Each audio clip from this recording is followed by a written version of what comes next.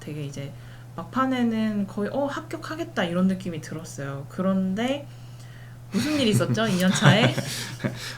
제가 이제 회사 생활을 하면서 하다 보니까 뭐 스터디 같은 거를 일단은 하지도 못했고 그런 수험계 정보가 전혀 없는 상태로 그냥 온라인으로 강의만 수강하면서 준비를 했거든요. 그러다 보니까 1차를 합격하면은 2차를 2번 그냥 공짜로 볼 수 있는 건 줄 알고 예, 시험 접수를 안 했어가지고 시험 한 2주 정도 전에 이제 그 수험표를 뽑으려고 보니까 접수 내역이 없더라고요. 그래가지고 예, 휴직 종료하고 다시 회사를 복귀했었습니다. 공단에다 전화해도 추가 접수는 안 되는 거였죠? 네, 전화해 봤는데 되게 안타까워 하시지만 안 된다고 어쩔 수 없다고 해서. 원칙이라서. 네. 그래서 우리 보시는 분들은 꼭 접수 기간 날짜 그 달력에다가 이렇게 동글뱅이 해놓고 꼭 접수하시길 바랍니다. 네, 안녕하세요. 이현진 평가사입니다. 이번에 합격하신 인현기 평가님 모시고 인터뷰 준비해봤어요. 안녕하세요. 안녕하세요. 네, 평가님 자기소개 한번 부탁드립니다. 네, 안녕하세요. 35기 감정평가사 시험 합격하게 된 인현기라고 합니다. 나이는 88년생이고 총 수험 기간은 4년 정도 했고요. 직장 병행하면서 준비했습니다. 네, 제가 평가님을 2년 차부터 뵀었는데 2년 차 때 이제 회사를 휴직하고 오셨다고 하셨거든요. 그런데 이제 점수가 계속 오르시고 되게 이제 막판에는 거의 합격하겠다 이런 느낌이 들었어요. 그런데 무슨 일이 있었죠? 2년 차에? 제가 이제 회사 생활을 하면서 하다 보니까 뭐 스터디 같은 거를 일단은 하지도 못했고 그런 수험계 정보가 전혀 없는 상태로 그냥 온라인으로 강의만 수강하면서 준비를 했거든요. 그러다 보니까 1차를 합격하면은 2차를 2번 그냥 공짜로 볼 수 있는 건 줄 알고 예, 시험 접수를 안 했어가지고 시험 한 2주 정도 전에 이제 그 수험표를 뽑으려고 보니까 접수 내역이 없더라고요. 그래가지고 예, 휴직 종료하고 다시 회사를 복귀했었습니다. 공단에다 전화해도 추가 접수는 안 되는 거였죠? 네, 전화해 봤는데 되게 안타까워 하시지만 안 된다고 어쩔 수 없다고 해서. 원칙이라서. 네. 그래서 우리 보시는 분들은 꼭 접수 기간 날짜 그 달력에다가 이렇게 동글뱅이 해놓고 꼭 접수하시길 바랍니다. 그래서 2년차 유예 때 정말 어이없게 아예 시험을 보지도 못하고 이렇게 끝나버렸는데 3년차, 4년차 때는 직장 병행 같이 하셨잖아요. 네. 그래서 이 3년차, 4년차 때는 어떤 방법으로 공부를 했는지 이런 시기별이나 아니면 과목별 이런 것들도 궁금합니다.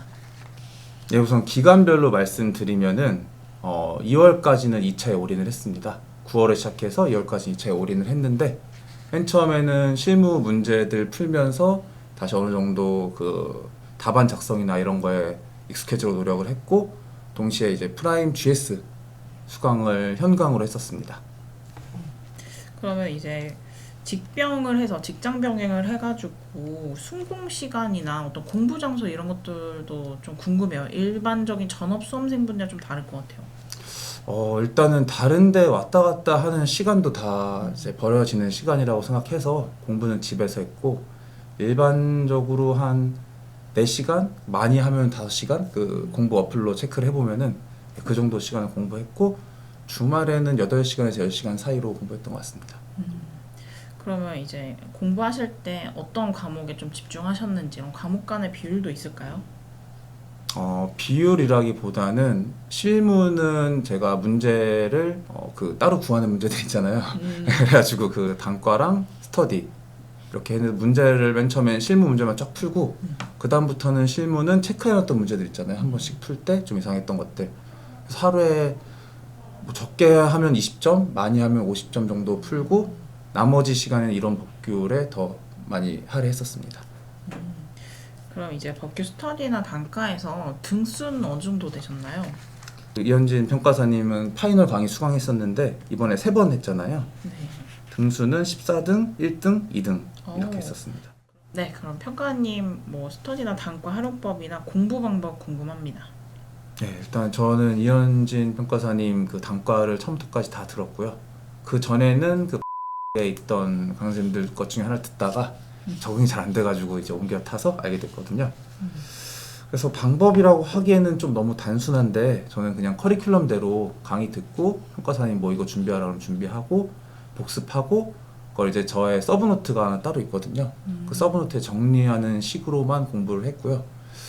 그 서브노트에 정리하는 게 좋다고 느낀 게 하다 보면은 이게 어느 정도는 저절로 암기가 되더라고요.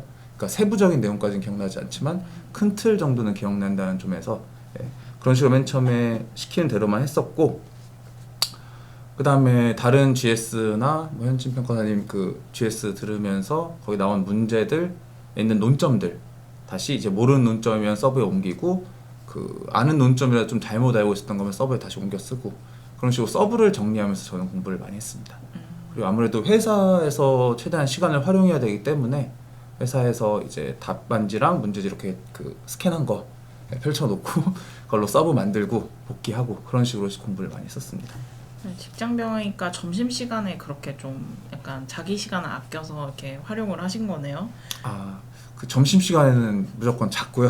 일단 체력이 부족해가지고 이제 업무 시간에도 조금씩 남을 때가 있잖아요. 그럴 때 좀 많이 봤습니다. 네. 약간 직장병이셔가지고 뭔가 이렇게 좀 순공 시간은 좀 적어도 약간 효율적으로 집중적으로 하셨을 것 같은데 뭔가 나만의 방법 이런 거 있었을까요? 일단 직장 생활을 하시면서 준비하시는 분들한테 가장 먼저 말씀드리고 싶은 건 체력이 정말 많이 부족하거든요. 잠을 어쨌든 대여섯 시간은 자야 되잖아요. 네, 그렇죠. 그러다 보면 체력이 부족해서 저는 이제 아침에 일주일에 한 그래도 3번 정도는 운동을 좀 하려고 했거든요. 아침에 운동을 하고 점심에 밥 먹고 무조건 자고 밥은 최대한 간단하게 빠르게 먹고, 일단 체력적으로는 그렇게 했었고, 시간 활용 측면에서는 아까 그 회사에서 그 띄워놓은 것처럼 이게 뭐 권장드릴 수 있는 방법은 아니지만 이게 사실 무조건 그 회사 업무 시간에 다 풀로 일하진 않잖아요. 그래서 남는 시간에는 그 워드 같은 걸로 좀 암기도 하고 서브도 정리하고 복습도 하고 그 시간을 최대한 많이 활용했습니다. 평가님 이제 짜투리 시간 활용이나 어떤 좀 이런 공부 방법이 따로 있을까요? 좀 특이한 공부 방법. 일단 서브노트를 만들다 보면 암기가 어느 정도 되긴 하는데 그래도 많이 반복을 해야 이게 외워지잖아요. 근데 사실 암기만을 위해서 직장인들이 따로 시간을 빼서 쓰기는 거의 힘들단 말이에요. 그래서 저는 이제 암기 노트를 따로 만들었습니다. 예를 들어서 뭐 국가비상법이라고 하면은 거기에 관련 조문, 그리고 그리고 관련된 논점들 하고 관련 판례까지 정리해서 그걸 이제 왔다 갔다 하면서 들을 수 있도록 그렇게 많이 듣다 보면은 저도 모르게 많이 외워지는 게 있더라고요. 특히 같은 거는 그렇게 반복해서 듣다 보면은 그 생각할 때 그 보이스 어플에서 나오는 소리까지 같이 기억이 나면서 잘 외워지거든요. 그래서 시간 부족하신 분들은 짜투리 시간 활용할 때 그런 거 추천드리겠습니다. 그럼 수험 생활에서는 제일 이제 힘들었던 거 있을까요? 뭐 마음가짐이라든지 아니면 이런 걸 극복하기 위해서 뭐 취미나 뭐 해소법이 있을까요? 일단 직장 생활 하시는 분들은 시간이 정말 없기 때문에 사실 뭐 다른 취미라던가 스트레스 해소하기 힘들고, 저는 주로 청소나 그 설거지 같은 거 하면서 그때 약간 기분이 전환이 되잖아요. 네? 그러니까 저는 좀 그게 돼가지고 청소나 그런 게 해서 아주 훌륭합니다. 스트레스를 풀고 이제 뭐 자기 전에 뭐 약간 팩 같은 거 하면서 좀 그래도 한 10분 정도 쉰다던가 그런 식으로 스트레스를 좀 풀었고, 제가 시험 보기 3주 정도 전에는 제가 휴가를 쭉 냈거든요. 3주 동안. 회사가 정말 굉장히 좋은 회사입니다. 3주나 이렇게 휴가를 주시고. 그때는 이제 풀로 공부를 하니까 시간이 그래도 좀 남아서 그때는 가끔 코인 노래방 가서 하고 온다던가. 코노 가셔서 노래 혼자 부르시고. 좀 지르는 걸로 불러서 좀 시간을. 스트레스 풀고 다시 또 공부하고. 네, 그래서 맞습니다. 제가 기억에 남는 건 이제 직장병이셔가지고 이제 평일에는 이제 공부할 시간이 많이 없으니까 오히려 토요일날 스터디를 꼬박꼬박 나오셔가지고 답안 제출하고 복귀하고 그 다음에 남은 시간 활용하고 이런 것들이 참 잘 됐다고 생각을 합니다. 그리고 이제 시험 끝나고 합격 예감이 있었을까요? 제가 특이한 게 작년에는 떨어졌고 올해는 붙었는데 작년에는 제가 되게 잘 본 줄 알았어요. 그래서 합격할 거라고 생각을 했었는데 떨어졌었고 올해는 사실 제가 시험 끝나고 좀 찾아보니까 다들 쉬었다고 하더라고요. 근데 저는 그렇게 쉽게 느껴지진 않아서 떨어졌겠구나 생각하고 포기했는데 올해는 합격을 했습니다. 사실 시험 끝나고 아무것도 이제 감정평가 관련된 거는 아무것도 안 하고 있다가 지금 부랴부랴 자소 쓰고 준비하고 있습니다. 자, 그럼 이제 마지막 한마디 부탁드립니다. 일단 아까도 말씀드렸다시피 붙었다고 생각했는데 떨어지고 떨어졌다고 생각했는데 붙는 이런 경우가 있고, 제가 사실 스터디 등수는 굉장히 좋았거든요. 프라임에서 할 때도 거의 5등 안에는 들었던 것 같고 또 한 30등 이내는 항상 들었었는데 이번에 겨우 문 닫고 들어왔거든요. 그래서 스터디 점수가 좋다고 꼭 시험을 잘 보는 것도 아니고 스터디 점수가 낮다고 해서 떨어지라는 법도 없다고 생각을 합니다. 그러니까 끝까지 지금 점수가 어떻든 간에 포기하지 마시고 열심히 하시다 보면은 좋은 결과 얻으실 수 있을 거라고 생각합니다.